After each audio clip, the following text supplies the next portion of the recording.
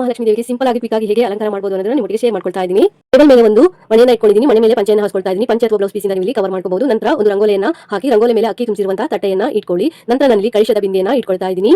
ಇವತ್ತು ಸಿಂಗಲ್ ಬಿಂದಿಗೆ ದೇವಿಗೆ ಹೇಗೆ ಅಲಂಕಾರ ಮಾಡಬಹುದು ಅನ್ನೋದನ್ನ ನಿಮಗೆ ಶೇರ್ ಮಾಡ್ಕೊಳ್ತಾ ಇದ್ದೀನಿ. ಸೀರೆಯನ್ನು ಈ ರೀತಿ ಹಾಕೊಂಡು ನಾವು ಮಧ್ಯಭಾಗಕ್ಕೆ ಫೋಲ್ಡ್ ಮಾಡಿ ಇಟ್ಕೊಂಡು ಪ್ಲೀಟ್ಸ್ ಅನ್ನು ಮಾಡ್ಕೋಬೇಕಾಗುತ್ತೆ.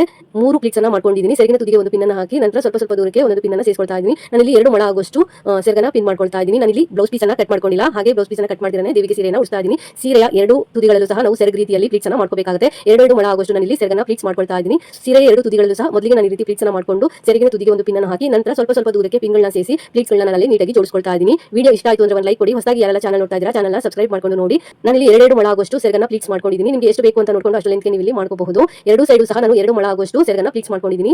ಈಗ ಸೆರಗನ್ನ ಪ್ಲೀಟ್ಸ್ ಮಾಡ್ಕೊಂಡಿದ್ದಾಗಿದೆ. ಮಧ್ಯಭಾಗದಲ್ಲಿ ಹೇಗೆ ಪ್ಲೀಟ್ಸ್ ಮಾಡೋದು ಅಂತ ನೋಡೋಣ. ಮಧ್ಯಭಾಗದಲ್ಲಿ ಈ ರೀತಿ ಹರಡಿಕೊಂಡು ನಾವು ಸಣ್ಣದಾಗಿ ಪ್ಲೀಟ್ಸ್ ಅನ್ನು ಮಾಡಬೇಕಾಗುತ್ತೆ. ಸೀರೆಯ ಮಧ್ಯಪಾಠ ಏನಿರುತ್ತೆ ಅದನ್ನ ನಾವು ಇಲ್ಲಿ ಸಣ್ಣದಾಗಿ ಪ್ಲೀಟ್ಸ್ ಅನ್ನು ಮಾಡ್ಕೊಂಡು ಬರಬೇಕು. 2 ಇಂಚು ಅಗಲ ಆಗುವಷ್ಟು ನಾವು ಇಲ್ಲಿ ಪ್ಲೀಟ್ಸ್ ಅನ್ನು ಮಾಡ್ಕೋಬೇಕಾಗುತ್ತೆ. ಒಂದೇ ಸಲ ನಿಮಗೆ ಪ್ಲೀಟ್ಸ್ ಅನ್ನು ಹಿಡಿಲಿಕ್ಕೆ ಆಗದೆ ಇದ್ದಾಗ 8 ರಿಂದ 10 ಪ್ಲೀಟ್ಸ್ ಅನ್ನು ಮಾಡಿ ಪ್ಲೀಟ್ಸ್ಗಳನ್ನ ನೀವು ಇಲ್ಲಿ ಜೋಡಿಸಬೇಕಾಗುತ್ತೆ. ಬಾರ್ಡರ್ ಹತ್ರ ಒಂದ್ಸಲಿ ಪ್ಲೀಟ್ಸ್ ಅನ್ನು ಜೋಡಿಸಿ ಅಲ್ಲೊಂದು ಪಿನ್ ಅನ್ನು ಸೇರಿಸಬೇಕು. ಪಿನ್ ಅಥವಾ ಬಟ್ಟೆ ಕ್ಲಿಪ್ ಅನ್ನು ನೀವು ಇಲ್ಲಿ ಸೇರಿಸಬಹುದು. ಹಾಗೆ ಸೀರೆಯ ಮೇಲ್ಗಡೆ ತುದಿ ಏನು ಬರುತ್ತೆ ಅಲ್ಲೂ ಸಹ ಪ್ಲೀಟ್ಸ್ಗಳನ್ನ ನೀಟಾಗಿ ಅರೇಂಜ್ ಮಾಡಿ ಪಿನ್ ಅನ್ನು ಸೇರಿಸಬೇಕಾಗುತ್ತೆ. ಸಣ್ಣದಾಗಿ ಪ್ಲೀಟ್ಸ್ ಅನ್ನು ಮಾಡ್ಕೊಳ್ಳಿ. ಸಣ್ಣದಾಗಿ ಮಾಡೋದ್ರಿಂದ ಜಾಸ್ತಿ ಪ್ಲೀಟ್ಸ್ ಬರುತ್ತೆ. ಅಲಂಕಾರ ಅನ್ನೋದು ಸಹ ಚೆನ್ನಾಗಿ ಬರುತ್ತೆ. ನಾನು ಇಲ್ಲಿ 2 ಇಂಚು ಅಗಲ ಆಗುವಷ್ಟು ಪ್ಲೀಟ್ಸ್ ಅನ್ನು ಮಾಡ್ಕೊಳ್ತಾ ಇದ್ದೀನಿ. ನಮ್ಮ ಕೈ ಬೆರಳಲ್ಲಿ 2 ಬೆರಳು ಅಗಲ ಆಗುವಷ್ಟು ನಾನು ಇಲ್ಲಿ ಪ್ಲೀಟ್ಸ್ ಅನ್ನು ಮಾಡ್ಕೊಂಡಿದ್ದೀನಿ. ನಾನು ಇಲ್ಲಿ 8 ರಿಂದ 10 ಪ್ಲೀಟ್ಸ್ ಅನ್ನು ಮಾಡ್ಕೊಂಡು ಪ್ಲೀಟ್ಸ್ಗಳನ್ನ ಜೋಡಿಸ್ಕೊಳ್ತಾ ಪಿನ್ಗಳನ್ನ ಸೇರಿಸ್ಕೊಳ್ತಾ ಇದ್ದೀನಿ. ನಂತರ ಪ್ಲೀಟ್ಸ್ಗಳನ್ನ ಹಾಗೆ ಕಂಟಿನ್ಯೂ ಮಾಡ್ತೀನಿ. ಒಂದೇ ಸಲ ಪ್ಲೀಟ್ಸ್ ಅನ್ನು ಹಿಡಿಲಿಕ್ಕೆ ಆಗದೆ ಇದ್ದಾಗ ಸ್ವಲ್ಪ ಪ್ಲೀಟ್ಸ್ ಅನ್ನು ಮಾಡಿ ನಂತರ ಕಂಟಿನ್ಯೂ ಮಾಡ್ಕೊಳ್ಳಿ. ಸ್ವಲ್ಪ ಪ್ಲೀಟ್ಸ್ ಅನ್ನು ಮಾಡಿ ಪ್ಲೀಟ್ಸ್ಗಳನ್ನ ಅರೇಂಜ್ ಮಾಡಿ ಪಿನ್ಗಳನ್ನ ಸೇರಿಸ್ಕೊಳ್ತಾ ಪೂರ್ತಿ ಸೀರೆನ ನಾವು ಇದೇ ರೀತಿಯಾಗಿ ಪಿನ್ ಮಾಡ್ಕೋಬೇಕಾಗುತ್ತೆ. ನಾವು ಎಲ್ಲಿವರೆಗೂ ಸೆರಗಿಗೆ ಅಂತ ಸೀರೆ ಪ್ಲೀಟ್ಸ್ ಮಾಡ್ಕೊಂಡಿರ್ತೀವಿ ಅಲ್ಲಿವರೆಗೂ ಸಹ ಇದೇ ರೀತಿಯಾಗಿ ನಾವು ಪ್ಲೀಟ್ಸ್ ಅನ್ನು ಮಾಡ್ಕೋಬೇಕಾಗುತ್ತೆ. ವಿಡಿಯೋ ಇಷ್ಟ ಆಯಿತು ಅಂದ್ರೆ ಒಂದು ಲೈಕ್ ಕೊಡಿ. ಹೊಸದಾಗಿ ಯಾರೆಲ್ಲ ಚಾನಲ್ ನೋಡ್ತಾ ಇದ್ದೀರಾ ಚಾನಲ್ನ ಸಬ್ಸ್ಕ್ರೈಬ್ ಮಾಡ್ಕೊಂಡು ನೋಡಿ. ಈಗ ಪ್ಲೀಟ್ಸ್ ಮಾಡ್ಕೊಂಡಿದ್ದಾಗಿದೆ. ದೇವಿಗೆ ಹೇಗೆ ಸೀರೆ ಉಡಿಸೋದು ಅಂತ ನೋಡೋಣ.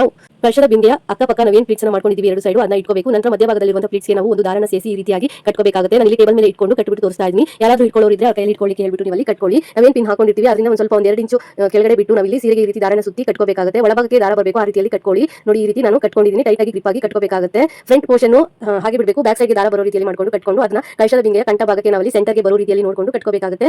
ನಂತರ ಕೆಳಗಡೆ ಹಾಕಿರುವಂತಹ ಪಿನ್ ಅನ್ನು ನಾವು ರಿಮೂವ್ ಮಾಡಬೇಕು. ಬಾರ್ಡರ್ಗೆ ಹಾಕಿರುವಂತಹ ಪಿನ್ ಅನ್ನು ರಿಮೂವ್ ಮಾಡ್ಕೊಂಡು ಸೆರಗನ್ನ ನಾವು ಅಲ್ಲಿ ಅಕ್ಕಪಕ್ಕ ಸರಿಯಾಗಿ ಇಟ್ಕೊಂಡು ಪ್ಲೀಟ್ಸ್ಗಳನ್ನ ನಾವು ಅಲ್ಲಿ ಸ್ಪ್ರೆಡ್ ಮಾಡ್ಕೋಬೇಕಾಗುತ್ತೆ. ನೀಟಾಗಿ ಪ್ಲೀಟ್ಸ್ ಅನ್ನು ನಾವು ಅಲ್ಲಿ ಅಗಲಕ್ಕೆ ಸ್ಪ್ರೆಡ್ ಮಾಡಬೇಕು. ಒಂದರ ಪಕ್ಕ ಒಂದು ಪ್ಲೀಟ್ಸ್ ಅನ್ನೋದು ಬರಬೇಕು. ಆ ರೀತಿಯಲ್ಲಿ ನೀಟಾಗಿ ನೀವು ಇಲ್ಲಿ ಅರೇಂಜ್ ಮಾಡ್ಕೋಬೇಕಾಗುತ್ತೆ. ಒಂದ್ಸಲಿ ಪ್ಲೀಟ್ಸ್ ಅನ್ನು ನೀವು ಇಲ್ಲಿ ಅರೇಂಜ್ ಮಾಡ್ಕೊಂಡಿದ ನಂತರ ಕಂಠ ಭಾಗದಲ್ಲಿ ನಾವೇನು ಕಟ್ಕೊಂಡಿರ್ತೀವಿ ಅಲ್ಲಿರುವಂತಹ ಪಿನ್ ಅನ್ನು ಪ್ಲೀಟ್ಸ್ಗೆ ಹಾಕಿರುವಂತಹ ಪಿನ್ ಅನ್ನು ರಿಮೂವ್ ಮಾಡಿ ಅಲ್ಲೊಂದು ಸ್ವಲ್ಪ ಅಗಲಕ್ಕೆ ಸ್ಪ್ರೆಡ್ ಮಾಡ್ಕೊಳ್ಳಿ. ಇಲ್ಲಾಂದ್ರೆ ಎತ್ಕೊಂಡಂಗೆ ಕಾಣಿಸುತ್ತೆ. ನಂತರ ಸೆರಗನ್ನ ಮುಂದಡೆಗೆ ತಗೊಬಂದು ನಂತರ ದೇವಿಯ ಎಡಗಡೆ ಭುಜದ ಮೇಲೆ ಸೆರಗನ್ನ ಹಾಕೋಬೇಕಾಗುತ್ತೆ. ನಾವು ಹೇಗೆ ಸೆರಗ ಹಾಕ್ತೀವಿ ಅದೇ ರೀತಿಯಲ್ಲಿ ಹಾಕಬೇಕು. ಇನ್ನೊಂದು ಸೆರಗಿನ ತುದಿ ಏನು ಮಾಡ್ಕೊಂಡಿದ್ವಿ ಅದನ್ನ ಬ್ಯಾಕ್ ಸೈಡ್ ಇಂದ ದೇವಿಯ ಬಲಗಡೆ ಭುಜದ ಮೇಲೆ ತಗೊಂಡು ಬಂದು ಫ್ರಂಟ್ ಗೆ ಹಾಕ್ಬಿಟ್ಟು ಅಲ್ಲಿ ಲೆಂತ್ ಅನ್ನು ನೋಡ್ಕೊಂಡು ಎಕ್ಸ್ಟ್ರಾ ಇರುವಂತದನ್ನ ಫೋಲ್ಡ್ ಮಾಡ್ಕೋಬೇಕು. ಇಂಟು ಶೇಪ್ ಅಲ್ಲಿ ನಾವು ಅಲ್ಲಿ ಮಾಡ್ಕೋಬೇಕಾಗುತ್ತೆ. ಎಕ್ಸ್ ಶೇಪ್ ಅಲ್ಲಿ ಮಾಡ್ಕೊಂಡು ದೇವಿಯ ಸೊಂಟಕ್ಕೆ ಡಾಬ್ ಅಥವಾ ಲೇಸನ್ನ ಸೇರಿಸಿ ಸೊಂಟಕ್ಕೆ ಒಂದು ಶೇಪ್ ಅನ್ನು ಕೊಟ್ಕೋಬೇಕಾಗುತ್ತೆ.